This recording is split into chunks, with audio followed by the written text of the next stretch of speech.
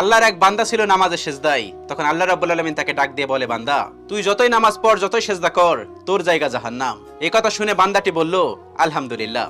আল্লাহ তখন বলে, এই বান্দা, জাহান্নামের কথা শুনে কেউ আলহামদুলিল্লাহ কয়? বান্দা তখন বলে, আল্লাহ, জাহান্নামের মালিকও তুমি, জান্নাতের মালিকও তুমি।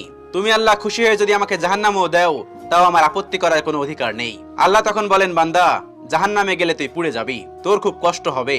বান্দা তখন বলতেছে, আল্লাহ, কষ্ট শুধু আমার হবে না, তোমারও হবে।